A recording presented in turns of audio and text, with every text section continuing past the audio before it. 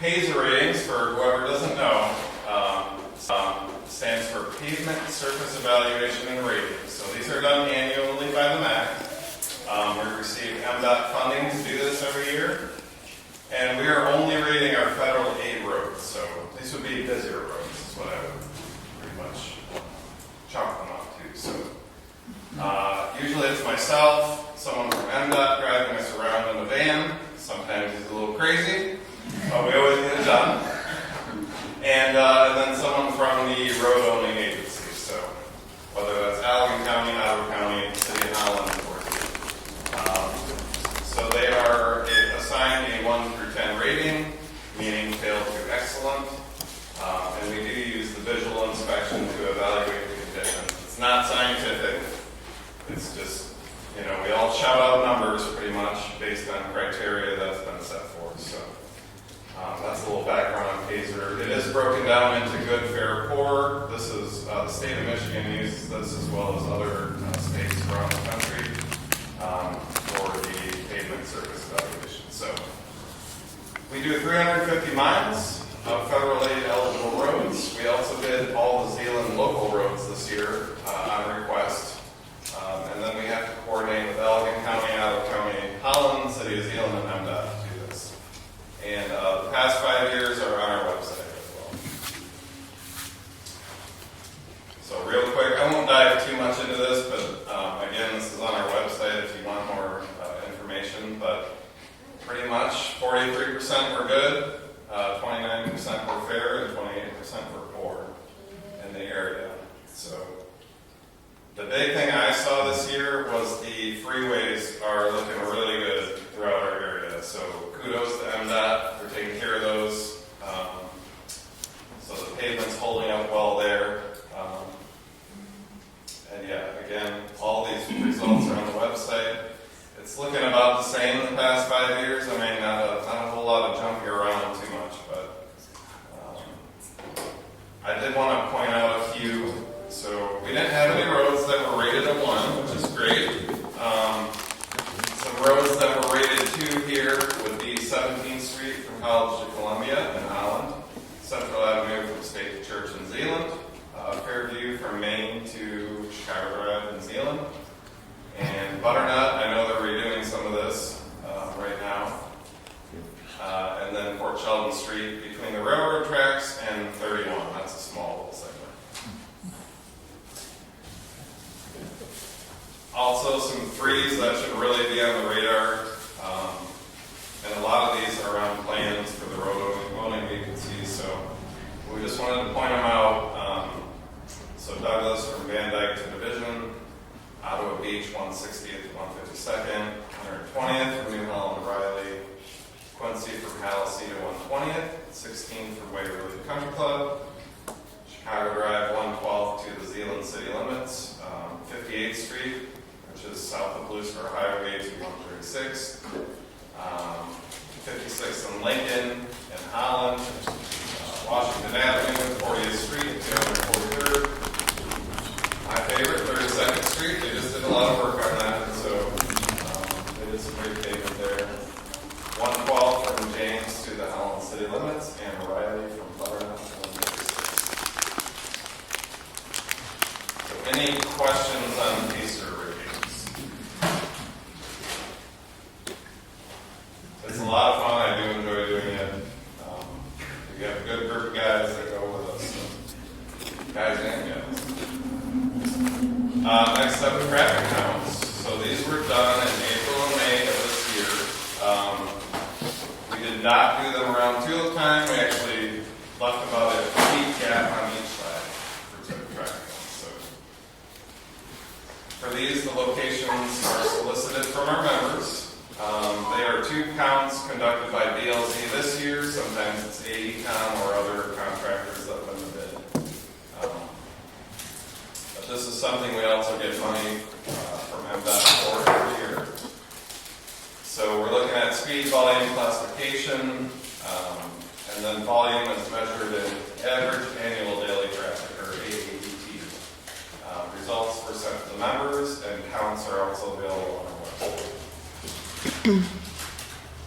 It's maybe hard for you guys to see, but pretty much the big winner was River North of Pine, right before the bridge, the Unity Bridge, about 30,000 cars a day. So it's busy, and anyone who travels that, anecdotally, it is busy there. So generally, I think we classify anything over 50,000 would be extremely busy, and the only place in Collins where you're going to see that is 31 between Lakewood and James. That's the busiest stretch of road there. We do not count on MDOT roads, but they have that on their website. But really, anything over 10,000 cars a day is going to be higher volume.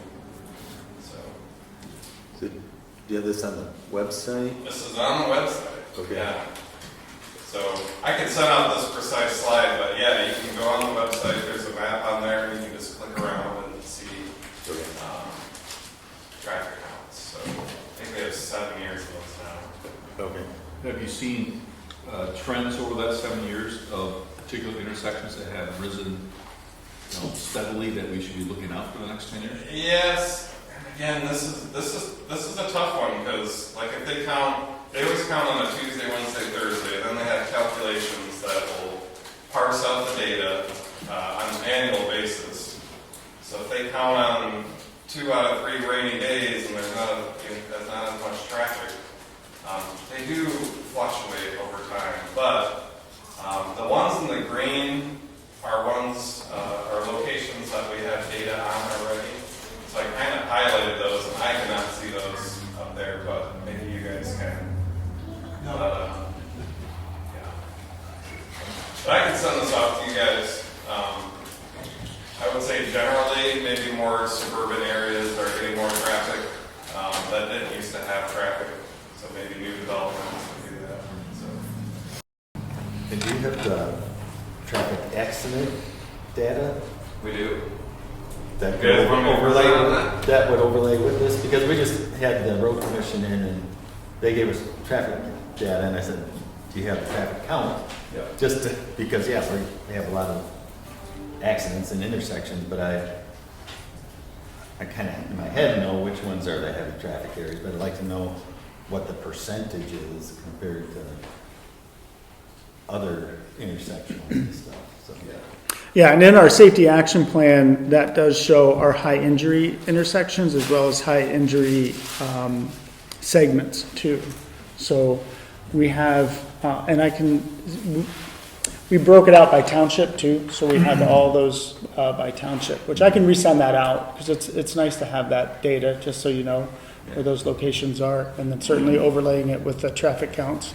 So in the green, what you have highlighted, those are an increase in traffic, increase in traffic since the last count. Yes. And then yellow, there's actually a decrease in traffic since the last count. So that's what's They don't have anything. We don't have records of those. But Allegan County and Ottawa County have a very robust traffic count program. So this is only the MAC program, and we usually skew more towards Holland and Zealand because they do not do their own traffic count. So we kind of help them out just because Ottawa County is pretty robust. So maybe I'll come in and visit you sometime. We can look What's at that? I'll come in and visit you sometime. We can look at some of that specific data. Just Absolutely. because out of the county, unfortunately, our township had like 7 out of the top 10 accident locations. So. And can I add on here as well? I appreciate you doing the highlighting lower traffic and higher traffic volume, and not doing this during tulip time. Yes. One thing that I have noted, and I have constituents call me, is during spring break, we've had traffic counts done during spring break time. And so the traffic counter goes out the day after half of the town, or it feels like 2/3 of the town leaves. And so we're getting some skewed data on that. So just for next year, we can just be cognizant of the local spring breaks when we do these. Yeah. And have that noted because we've got a lot of residents that are watching for that. And I appreciate you not doing this during tulip time, so we don't skew the data, but I feel that we missed some of the traffic counts because it was done during spring break. I don't believe that was yours, but just. Okay. No, that's a really good point. Yeah, and right now we're just filling in gaps too where we haven't So, if we don't get enough requests, we get 55 locations a year. So if we don't get enough requests, then I just go in and kind of map everything out, see where we haven't had counts before.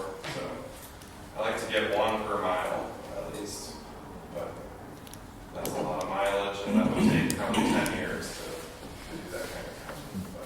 But Do we ever do them in wintertime? we do not. The traffic poses do not hold up well with lanes, underlays kind of. Yeah. Oh, I got it. We don't have like digital things? Statewide, we have what's called permanent traffic recorders, kind of throughout the state on freeways or on some major non-freeway systems. I have to see where the closest one is to Holland, but we use those, kind of aggregate them up at the state level just to understand the percent difference between summer, spring, fall, and winter time. And as you can all probably expect, winter time's a lot less than the summertime.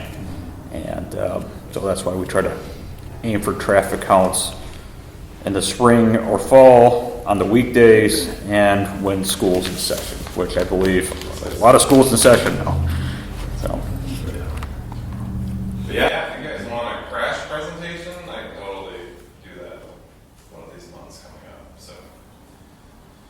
So we can see some trends and see where they are. And we really want to see fatal and serious injury crashes. Serious injury, if you leave in an ambulance, that's pretty much what that is. It's incapacitating. So Yeah, we can find that permanent traffic counter, and we can kind of go over the last 5 years just to see what it is, so people can see pre-COVID maybe even, and post-COVID. That's something we could do.